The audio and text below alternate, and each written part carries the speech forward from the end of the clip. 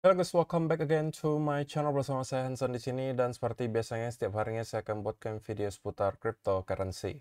Apa kabar kalian hari ini semuanya? Semoga dalam keadaan yang baik-baik saja. Teman-teman, di video hari ini kita akan membahas kira-kira apa yang menyebabkan kembali Bitcoin mendapatkan koreksi yang cukup dalam setelah kemarin sempat menyentuh ke angka 70.000, sempat mendapatkan pullback dan kali ini kita kembali ke angka 66.000 dolar. Dan apa yang menyebabkan hal tersebut terjadi, diikuti apa yang kira-kira bisa kita expect berikutnya. Jadi kita bakalan bahas hal itu di video hari ini, jadi stay tune terus sampai akhir video. Nah, sekarang kita bakal mulai dari coin market cap terlebih dahulu. Per hari ini secara global market cap crypto berada di angka 2,43 triliun dolar atau turun sekitar 1,92%. Di top 10 coin sendiri kita juga melihat keadaannya hampir semuanya merah, satu-satunya yang hijau itu cuma Toncoin. Sekaligus menjadikan dia sebagai top performer hari ini dengan kenaikan 3,83% ke 7,95 dolar. So, itu adalah outlook sementara dari beberapa top coin yang ada. Sekarang kita langsung aja masuk ke beberapa data dan berita terbaru hari ini. Nah, yang pertama teman-teman, kenapa kita melihat Bitcoin kembali mendapatkan pullback atau koreksi atau kalian mau katakan sebagai penurunan yang manapun itu terserah gitu ya. Salah satu penyebabnya adalah kita melihat net flow dari spot Bitcoin ETF itu kemarin defisit atau outflow. Walaupun BlackRock sempat melakukan pembelian 273 Bitcoin, tapi itu tidak mampu mengimbangi outflow yang terjadi dari Fidelity, di mana ada outflow terjadi sebesar 1.590 Bitcoin. Dan berita negatifnya adalah ini adalah outflow kedua terbesar sejak Fidelity aktif bertransaksi. Ya walaupun kalau kita lihat historinya memang beberapa kali sebelumnya itu ada pun outflow-nya kecil banget gitu ya beberapa kali. Yang paling besar itu di sini dengan angka 3,3 ribu Bitcoin outflow-nya. Itu di bulan Mei kemarin dan sekarang merupakan outflow kedua terbesar. Dan juga ARK Invest dengan ticker ARKB juga melakukan penjualan 775 Bitcoin. Jadi pada intinya teman-teman, salah satu penyebab kenapa kita kemudian melihat Bitcoin terkoreksi adalah karena adanya outflow dari spot Bitcoin ETF. Walaupun teman-teman, kalau misalnya kita perhatikan stok market Amerika Serikat sendiri, itu terus membentuk all time high yang baru ya. Walaupun kita tidak melihat all time high yang jauh banget daripada yang sebelumnya. Kita memang break ke all time high yang baru, tapi baru sedikit gitu ya. Tapi ekspektasi saya sebenarnya adalah ya in general Bitcoin itu bakalan mempunyai pergerakan yang mirip gitu ya dengan S&P 500. Apakah sekarang korelasinya akan break? Saya belum yakin karena ya kita baru melihat mungkin beberapa waktu belakangan terjadi sedikit perbedaan ya. Artinya korelasinya tidak terlalu kuat di mana stok market Amerika Serikat itu terus mengalami kenaikan, sedangkan Bitcoin itu terlihat kesulitan gitu ya untuk mampu break ke area all time high yang baru.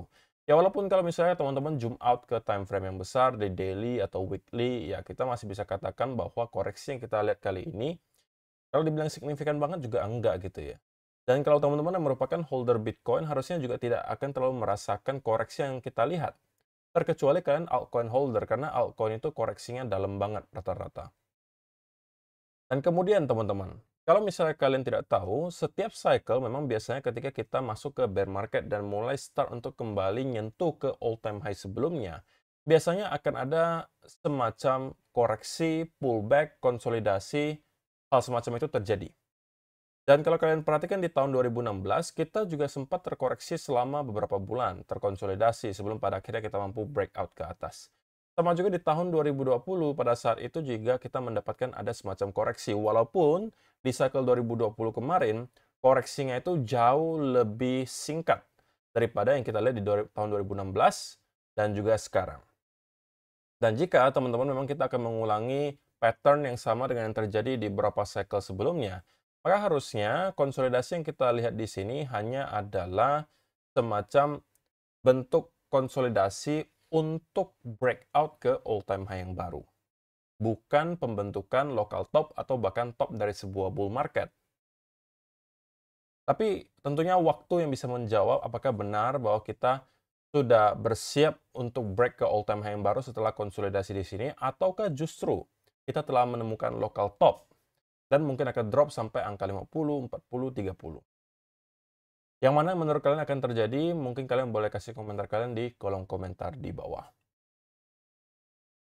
Nah, berikutnya teman-teman, berita baik kembali datang untuk Bitcoin karena salah satu bank terbesar di Brasil yang mempunyai customer kurang lebih 60 juta orang atau 60 juta nasabah. Itu sekarang sudah memperbolehkan para nasabahnya untuk mendapatkan akses ke Bitcoin dan cryptocurrency.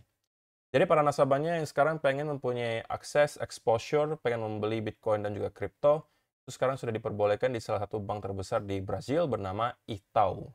Ini bacanya nggak tahu benar apa salah, tapi ini yang terlihat di mata saya.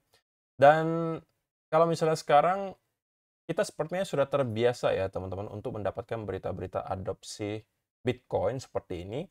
Padahal yang perlu kita tahu bahwa di cycle-cycle sebelumnya, hal-hal semacam ini tidak pernah kita lihat. Apalagi kalau kita mau expect ada bank besar di suatu negara yang kemudian memperbolehkan nasabahnya untuk membeli dan mempunyai exposure terhadap kripto. Itu hampir mustahil. Tapi di cycle kali ini, semuanya berubah. Uang-uang dari pensiunan itu sudah bisa masuk, para institusi besar juga sudah bisa masuk ke Bitcoin, bank-bank besar, kemudian ada bahkan negara yang menjadikan Bitcoin sebagai legal tender. Sekali lagi saya remind ke kalian, ini adalah kemungkinan salah satu cycle paling mudah untuk menjadi seorang holder. Kalaupun kalian tidak bisa melewati cycle kali ini, no chance kalian bisa melewati cycle-cycle sebelumnya. Karena sekarang kalian di-back oleh institusi, negara, dan semua negara, tapi sudah ada beberapa negara, dan juga beberapa orang-orang yang kalian pasti kenal di dunia. Orang-orang hebat di dunia yang juga sudah mengadopsi Bitcoin.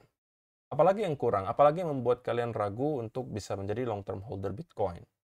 Dan saya melihat masih ada beberapa yang expect Bitcoin adalah sebuah scam. Itu menurut saya agak lucu gitu ya. Jadi, teman-teman yang merupakan holder di cycle kali ini, harusnya kalian mendapatkan pengalaman yang jauh lebih ringan gitu ya. Pengalaman atau ujian mental yang lebih ringan daripada teman-teman yang holder di cycle-cycle sebelumnya. Karena pada saat itu, holder itu hanya membeli Bitcoin ya atas dasar kepercayaan mereka terhadap Bitcoin akan menjadi aset masa depan. Tapi untuk cycle kali ini, kita udah benar-benar melihat adopsi itu terjadi. Nah, kemudian berikutnya teman-teman, salah satu indikator juga menunjukkan bahwa untuk sekarang, ya kita masih melihat Bitcoin itu berada di mid-cycle gitu ya. Kita belum benar-benar masuk ke cycle top, kalau berdasarkan indikator ini. Karena biasanya kalau kita mau masuk ke cycle top, itu ada semacam spike yang jauh lebih tinggi daripada apa yang kita lihat sekarang. Dan target pertamanya mungkin bisa di sekitaran area 100.000 dolar gitu ya. Itu menjadi salah satu area yang mungkin ditunggu banyak sekali orang. Saya nggak tahu apakah itu berarti sebelum nyentuh 100.000 banyak yang bakalan jualan, ataukah 100.000 ketika disentuh baru akan membuat orang-orang FOMO gitu ya. Retail-retail yang sekarang mungkin sudah pada keluar, yang pada saat kita melihat Bitcoin kemarin di 71.000, itu berhamburan masuk.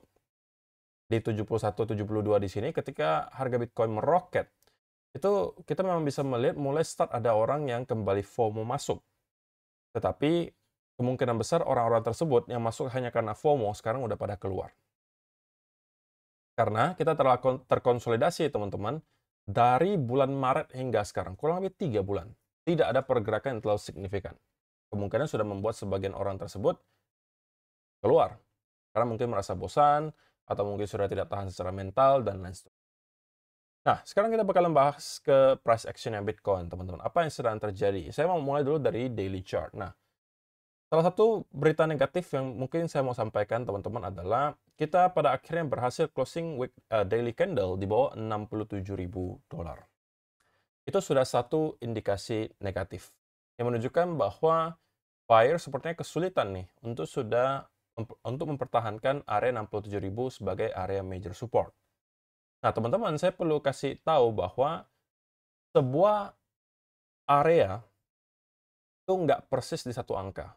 Maksudnya bagaimana? Kalau saya katakan 67.000 adalah area support-nya, maka bukan berarti persis di area 67.000, hanya persis di area 67.000 adalah support. Yang saya maksud adalah area support berarti seperti ini modelnya. Nah, ini adalah sebuah area, ada range-nya teman-teman. Nah, tetapi memang area 67.000 sebelumnya terlihat sangat signifikan.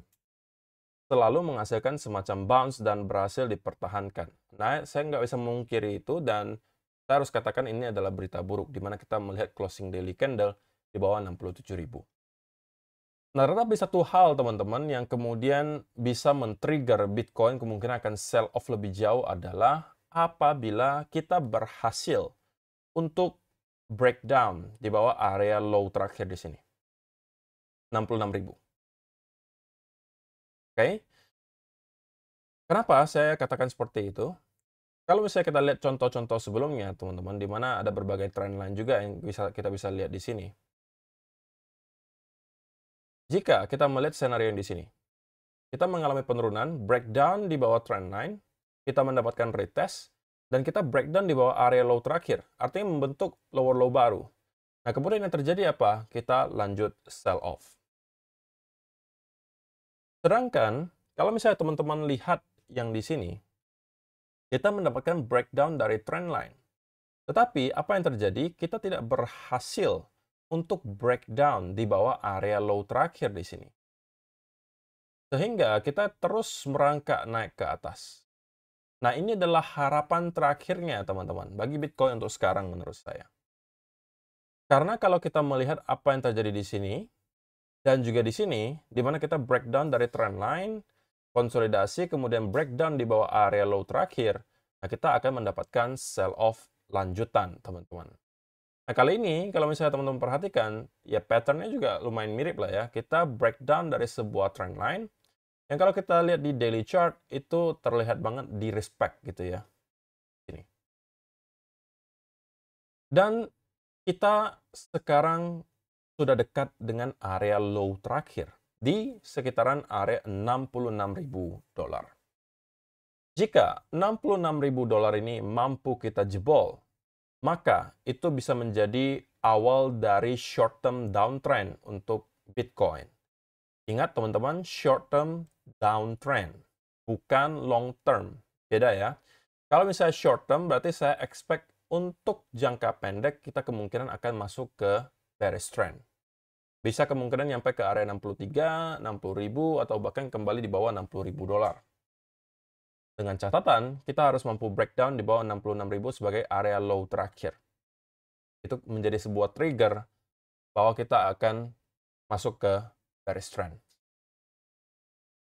Nah, tetapi teman-teman, kalau misalnya kita tidak berhasil untuk breakdown di bawah area tersebut dan terus merangkak naik dari sini, itu bisa menjadi harapan baru ya. Kalau misalnya kita naik dari sini, kemudian terus merangkak naik, apalagi kalau kita berhasil untuk kembali reclaim beberapa area major resistance, contohnya mungkin di sekitaran area 69.000 gitu ya. Kalau kita kembali reclaim di atas area tersebut dan kemudian start untuk membentuk inverse head and shoulder, nah ini bisa mengubah senarionya. Oke? Tetapi tentunya ini masih sangat prematur, teman-teman. Ini saya cuman kasih info saja, sebuah senario yang bisa menginvalidasi senario bearish-nya. Tapi untuk sementara, bagi saya ini bukan tempat untuk kembali membeli. Karena kita telah berhasil closing daily candle di bawah 67.000. Nah, kalau teman-teman yang nekat mau short gitu ya, karena mungkin dengan alasan kita berhasil untuk breakdown dari major support, saran saya adalah setidaknya menunggu dia breakdown di bawah 66.000, sekaligus memvalidasi bear trend-nya gitu ya, karena kita telah berhasil untuk membuat lower low baru. Dan tunggulah pullback-nya. Kalau ada pullback-nya, nah ini mungkin bisa menjadi area di mana kalian start untuk masuk. Tapi sebelum hal tersebut terjadi, saya tidak menyarankan teman-teman juga untuk short dari sini. Gitu ya. Jadi kalaupun mau short, tunggulah dia breakdown di bawah 66.000, kemudian ada pullback. Kalian boleh manfaatkan Fibonacci, kalian boleh manfaatkan trendline, candlestick, apapun itu yang menurut kalian bisa memberikan kalian edge gitu ya. Semacam setup dengan win rate yang lebih tinggi. Tentunya harus pertimbangkan juga risk to reward ratio ya teman-teman. Kalau risk to reward ratio-nya memadai, setupnya rapi, kalian mungkin bisa mengambil. Tapi dengan catatan sekali lagi sudah break di bawah 66.000, kemudian pullback. Nah, kalau teman-teman yang long, saya rasa ini bukan tempatnya gitu ya. Lebih baik kita menunggu ada konfirmasi bahwa para buyer sudah kembali mendominasi. Salah satunya sekali lagi dengan cara kita breakout di atas 69.000, start mendapatkan konsolidasi, membentuk semacam inverse head and shoulder di sini, dan itu bisa menjadi setup berikutnya untuk kita masuk. Selain itu, saya rasa teman-teman mungkin belum bisa memanfaatkan setup apapun, dan saya pribadi mungkin masih akan stay out of the market, terkecuali dua skenario yang tadi saya sebutkan itu terjadi. Oke? Terus saya rasa itu aja sih teman-teman untuk video hari ini. Semoga bermanfaat untuk kalian semua. Terima kasih untuk kalian yang sudah menonton sampai selesai. See you in the next video. Bye-bye.